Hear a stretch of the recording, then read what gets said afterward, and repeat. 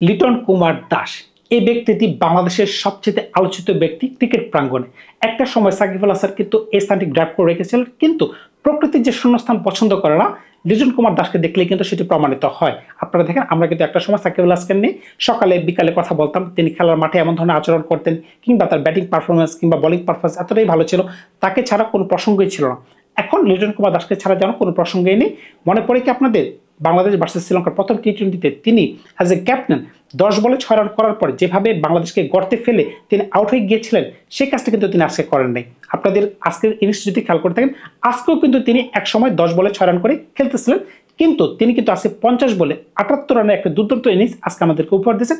যদিও তিনি দুইবার তিনি লাইফ পেয়েছেন, একবার কিন্তু থিকসানা ক্যাচ মিস করছেন, আরেকবার কুশাল মেন্ডিস তাকে স্টাম্প আউট করতে পারেনি। এটা বাদ দিলাম, কিন্তু তিনি আজকে যে ধরনের শটগুলো খেলছেন দুর্দান্ত ছিল। পেস বলার বলেন, স্পিন বলার বলেন, কাউকে কিন্তু তিনি আজকে ছাড় দেন নাই।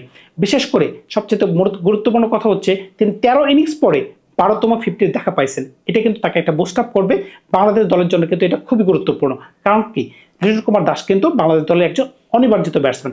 সবচেয়ে বড় কথা হচ্ছে কি জানেন, তিনি কেন আজকে ভালো রান করতে পারছেন? আপনারা যদি খেয়াল করে থাকেন, পারভেজ ইমন যে কিনা প্রথম ওভারে নিজের উইকেটে বিলিয়ে দিয়ে ডাগআউটে ফিরে গিয়েছেন, তখন কিন্তু একদম নতুন বলটা কিন্তু তিনি ফেস করতে পারছেন। লিটন কুমার দাসের কথা আমি বলতেছি। লিটন কুমার দাস যখন ক্রিজে আসলেন, তখন কিন্তু তিনি প্রথমে কিছু বল খাইলেন। আমি কিন্তু আগেই বলেছিলাম 10 বলে 6 রান কিন্তু আজকেও ছিল।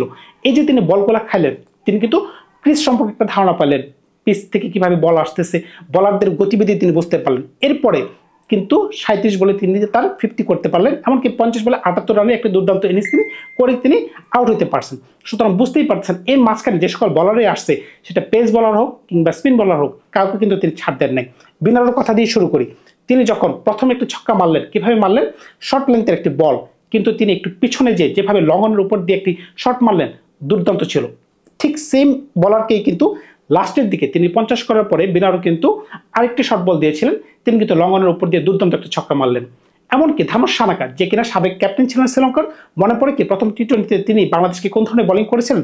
তিনি সম্ভবত 4 ওভারে 20 রান বা 21 রান দিয়ে একটা বা দুইটা উইকেট নিয়েছিলেন, সঠিক উইকেটের সংখ্যাটা আমার মনে নেই। কিন্তু কোনো ব্যাটসম্যানই কিন্তু ওই ম্যাচে তাকে মারতে পারেনি। কিন্তু আজকে দেখেন, শামীম পাটোয়ারি এমনকি লিটন কুমার দাস যে ব্যাটিংয়ের পরিচয় দিয়েছেন, বিশেষ করে শামীম পাটোয়ারি যেভাবে শুরু করেছিলেন সানাকার বিরুদ্ধে 4 এবং 6, এটা কিন্তু লিটন কুমার দাস বজায় রাখছেন। ধানুশ সানাকা যখন স্ট্যাম্প বরাবর একটি বল দিলেন, একটু বলটা একটু বাউন্সি ছিল, লিটন কুমার দাস কিন্তু একটু জায়গা থেকে সরে গেলেন, তিনি কিন্তু ফাইন লেগের উপর দিয়ে দুর্দান্ত একটি ছক্কা মারলেন।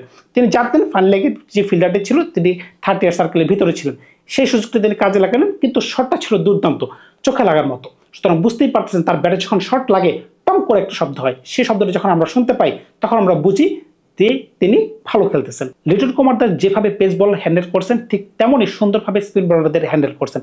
থিকসানা এমনকি ভ্যান্ডারসে যারা কিনা শ্রীলঙ্কার প্রিমিয়াম বলার, তাদের দুজনকে কিন্তু 4-6 বন্যা তিনি আজকে বসাই দিয়েছেন। বিশেষ করে ভ্যান্ডারসে তিনি যে একটি লেগ ব্রেক বল করেছিলেন, টার্নের বিরুদ্ধে তিনি যেভাবে একটি ব্যাকফুট পাঞ্চ করে সুন্দর একটি 4 মারছেন, দুর্দান্ত ছিল শটটি দেখতে। এই শটটি একটা সময় পর্যন্ত আমার কাছে মনে হচ্ছিল আজকের দিনের সেরা শট, যতক্ষণ না পর্যন্ত শামীম লঙ্ঘনের উপর দিয়ে স্ট্রেট একটা ছক্কা মারলেন, যে একটা পোস্ট তিনি ধারণ করে রেখেছিলেন, দুর্দান্ত ছিল দেখতে। সুতরাং বুঝতেই পারতেছেন লিটন কুমার দাস আজকে কোন ধরনের ব্যাটিং করছেন। এমনকি লাস্টের দিকে ভ্যান্ডার্স থেকে যে একটা ছক্কা তিনি মারছেন, একদম দুর্দান্ত ছিল, লঙ্ঘনের উপর দিয়ে কষে একটা ছক্কা মারছেন। ভাই, এটি দেখার পর আমার কাছে মনে হচ্ছিল লিটন কুমার দাস তার চিরাচরিত ফর্মে ফেরত চলে আসছেন। তারপরে আরেকজন বলার থিকসানা, দুর্দান্ত বলার, তাকেও কিন্তু আজকে ছাড় দেন নাই। তিনি কিন্তু ব্যাটের সামনে একটি বল দিয়েছিলেন, ব্যাটের সামনে বল দেওয়া মানে কি, লিটন কুমার দাসের ব্যাটে যখন বল লাগা শুরু হয়ে যায়, এটি কিন্তু একটা ডেঞ্জারাস ইস্যু। সুতরাং বুঝতেই পারতেছেন এই বলটি কোথায় চলে যাবে, সরাসরি কিন্তু ডাগআউটে চলে যায়, মানে ছক্কায় চলে যায়। সুতরাং বুঝতেই পারতেছেন কোনো বলারই কিন্তু আজকে ছাড় পায় নাই। শ্রীলঙ্কার সকল বলারই কিন্তু লিটন কুমার দাসের দ্বারা আজকে আক্রান্ত হয়েছে। সুতরাং বুঝতেই পারতেছেন, তিনি যেহেতু আজকে একটি 50 করে ফেলছেন, আগামী 5-7 ম্যাচের জন্য কিন্তু লিটন কুমার দাস যে দলের সাথে অন্তর্ভুক্ত হয়ে থাকবেন, সেটা নিয়ে আর কোনো কথা থাকলো না। অন্তত শ্রীলঙ্কা সিরিজে তিনি ক্যাপ্টেন হিসেবে থাকবেন, নো ডাউট এট অল। সুতরাং বুঝতেই পারতেছেন, বাংলাদেশ ক্রিকেট যে একটা ম্যাচ খেললে যে 4-5 ম্যাচের জন্য ফিক্সড ডিপোজিট হয়ে যায়, এটা কিন্তু লিটন কুমার দাস আজকে লিপিবদ্ধ করে ফেলেন। এই চিন্তা চেতনার ধ্যান ধারণা থেকে বাংলাদেশ ক্রিকেটকে বেরিয়ে আসতে হবে যে আমরা এক ম্যাচ ভালো খেলবো, পরবর্তী 10 ম্যাচের জন্য আমরা লিপিবদ্ধ হয়ে যাব। এই চিন্তা ভাবনা যতদিন আমাদের ব্রেন থেকে আউট না হচ্ছে, ততদিন পর্যন্ত বাংলাদেশ ক্রিকেট সামনের দিকে আগাবে না। সুতরাং আমি ব্যক্তিগতভাবে চাইবো, লিটন কুমার দাস যেন এই সুযোগটা কাজে না লাগাতে চায়, তিনি যেন প্রত্যেক ম্যাচে ভালো খেলার চিন্তা করেন, প্রত্যেক ম্যাচে 50 না করুক, 30 করুক, 40 করুক, কিন্তু এমন স্ট্রাইক রেটে করুক যেন দল তার জন্য প্রেসারাইজ না হয়ে যায়। প্রথম ম্যাচে যেমন তিনি 10 বলে 6 করে তিনি আউট হয়ে গেছিলেন, আজকেও কিন্তু সেম তিনি ছিলেন। 10 বলে 6 তিনি যদি আউট হয়ে যেতেন তখন কিন্তু বাংলাদেশ টিম চাপে পড়ে যেত। ধন্যবাদ সবাইকে, ভালো থাকবেন আপনারা। লিটন কুমার দাসের জন্য শুভকামনা রইল, বাংলাদেশ টিমের জন্য শুভকামনা রইল।